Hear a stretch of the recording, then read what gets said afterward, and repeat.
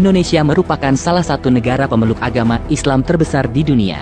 Negara kita ini banyak sekali memiliki bangunan masjid yang termasuk unik, dan potensi punya nilai filosofi sejarah yang panjang.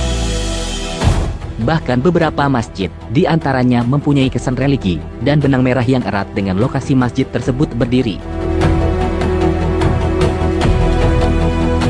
Dari sekian banyak masjid, salah satu masjid tersebut adalah Masjid Kuno Bondan, atau nama lain masjid tersebut adalah Masjid Darussajidin, yang berada di Desa Bondan, Kecamatan Sukagumiwang, Kabupaten Indramayu, Provinsi Jawa Barat. Berada di Kampung Bondan Barat. Di lokasi inilah Masjid Kuno Bondan didirikan oleh leluhur masyarakat Muslim setempat, yang menurut informasi masyarakat Kampung Bondan Barat, Masjid kuno ini didirikan sekitar tahun 1414 Masehi.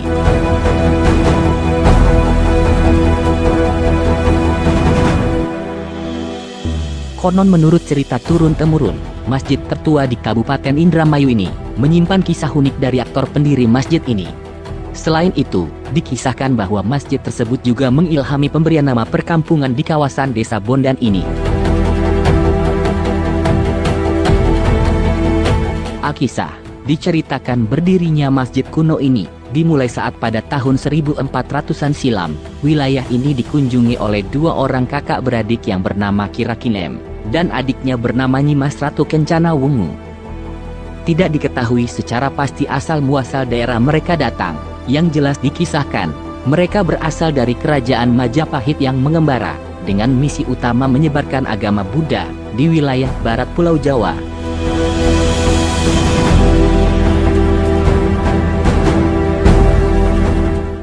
Dalam pengembaraannya, mereka yang sedang dalam perjalanan kelelahan, dan beristirahat di kawasan sekitar Sungai Cimanuk yang masuk dalam wilayah Kabupaten Indramayu. Di tempat peristirahatan inilah, akhirnya mereka tertarik untuk singgah di desa ini dalam misi penyebaran agama Buddha. Di pesisir pantai utara, niat mereka tergugah untuk bermukim di kawasan Sungai Cimanuk, tepatnya wilayah Desa Bondan saat ini.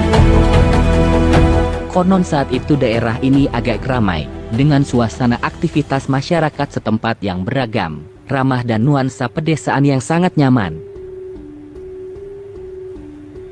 Karena sosialisasi dengan masyarakat setempat sangat baik dan santun, akhirnya mereka pun diterima untuk bermukim di daerah tersebut. Dan lambat laun mereka pun menjadi tokoh panutan di kawasan itu. Aktivitas mereka terkadang menyusuri pegunungan yang terletak di Jawa bagian barat, dengan menggunakan geprek atau rakit yang terbuat dari bambu, menyusuri Sungai Cimanuk menuju ke muara. Sambil terus menyebarkan agama Buddha. Setelah beberapa waktu mereka menjadi tokoh agama di sana, masyarakat Desa Bondan pun mulai menjadikan mereka panutan, hingga menamai Ki Rakinem sebagai Ki Geden Bondan, yang berarti panutan masyarakat Bondan. Setelah beberapa tahun berjalan, datanglah salah satu tokoh ulama masyhur, yaitu Syekh Datul Kahfi, yang merupakan penyebar agama Islam berasal dari Semenanjung Malaya di Thailand. Syekh Datul Kahfi pun singgah di kawasan tersebut, sembari beradaptasi dengan masyarakat sekitar, yang saat itu mulai banyak menganut agama Buddha. Saat itu proses penyebaran agama Buddha dari Ki Geden Bondan bersama Nyimas Ratu Kencana Wungu masih terus berlangsung. Keduanya mengenalkan ajaran Buddha dengan beragam kesenian setempat, seperti wayang, tari topeng, maupun ronggeng. Syekh Datul Kahfi pun tertarik dengan kesenian yang mereka bawakan, dan berupaya berinteraksi dengan keduanya.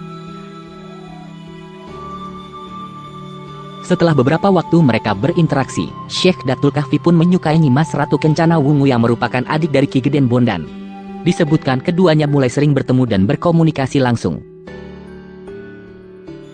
Hal tersebut merupakan salah satu strategi penyebaran agama Islam oleh Syekh Datul Kahfi, tokoh yang wafat di Astana Gunung Gejati Cirebon tersebut.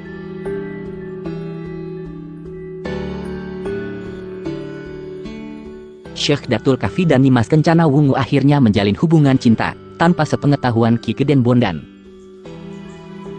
Dan Syekh Datul Kahfi mengajarkan agama Islam kepada Nyimas Kencana Wungu, sehingga Nyimas Kencana Wungu tertarik dan menjadi pemeluk agama Islam pertama di Bondan.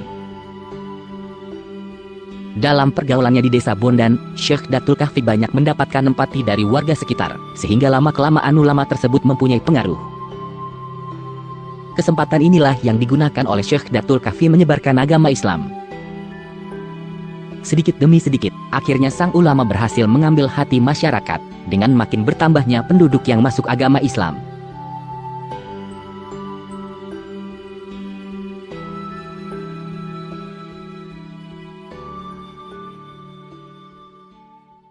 Seiring berputarnya waktu, akhirnya hubungan percintaan antara dua insan ini diketahui oleh kakak Nyimas Kencana Wungu. Sang kakak, Ki Geden Bondan pun murka demi mengetahui rencana pernikahan mereka, ditambah lagi sang adik telah berpindah keyakinan menjadi seorang mualaf. Akhirnya muncullah beragam upaya, niat melakukan makar kepada penyebar agama Islam tersebut, yaitu rencana pembunuhan terhadap Syekh Datul Kahfi. Segala usaha dilakukan kepada sang ulama untuk menghalangi rencana pernikahan antara sang ulama dengan sang adik. Dalam upaya rencana pembunuhan kepada Syekh Datul Kahfi, Ki Geden Bondan mengumpulkan pengikut-pengikutnya yang setia untuk melaksanakan rencananya tersebut.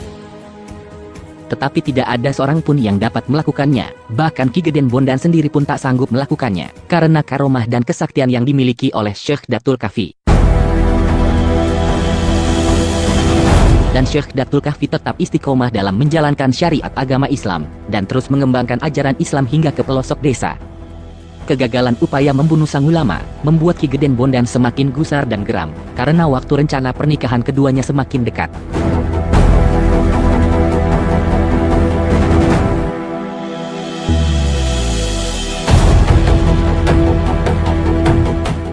Akhirnya Ki Geden Bondan memberikan syarat yang sangat berat kepada Syekh Datul Kahfi. Diceritakan bahwa sang ulama harus menyiapkan seekor banteng liar yang berada di tengah hutan, yang wajib dicari hingga lokasi yang sangat jauh.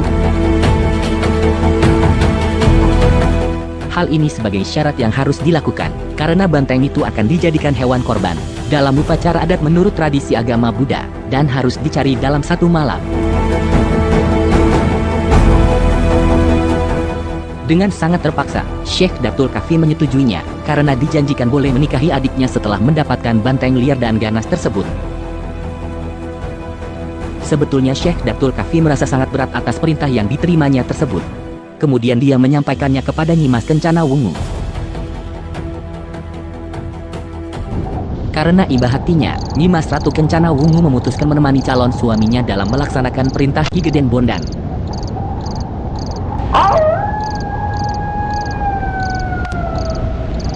Dalam perjalanan malam ke hutan yang dilakukannya, keduanya merasa ragu, apakah akan melanjutkan tugasnya, ataukah lebih baik melarikan diri. Hingga menjelang waktu subuh, mereka belum mendapatkan hewan banteng liar dan ganas yang dimaksud, dan akhirnya mereka memutuskan beristirahat sambil melaksanakan sholat subuh.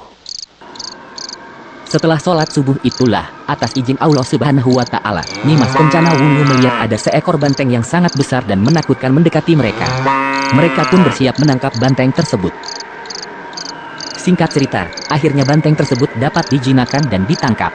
Pada saat siap siaga inilah, yang menjadi tempat yang sekarang ini dinamakan Blok Siaga, oleh masyarakat setempat.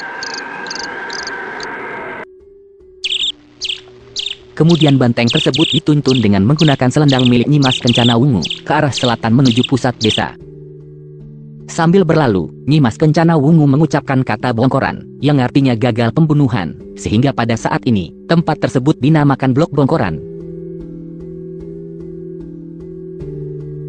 Bahwa ternyata tujuan Ki Geden Bondan memberikan syarat itu, tidak lain agar Syekh Datul Kahfi terbunuh oleh banteng liar dan ganas yang mereka tangkap.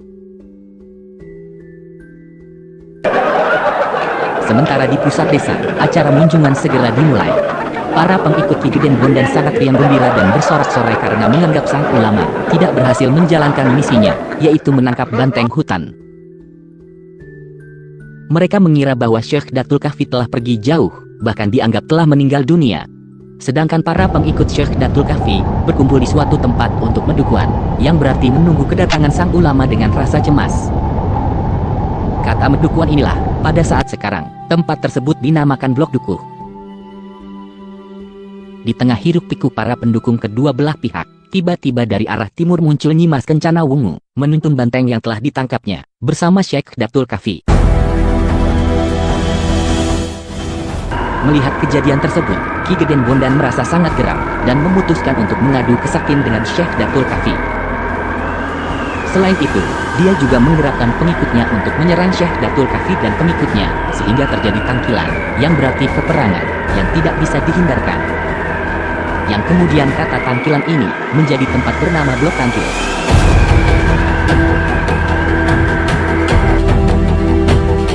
Ringkas cerita, Ki Geden Bondan merasa kewalahan dan kalah bertarung, adu kesaktian dengan Syekh Datul Kahfi.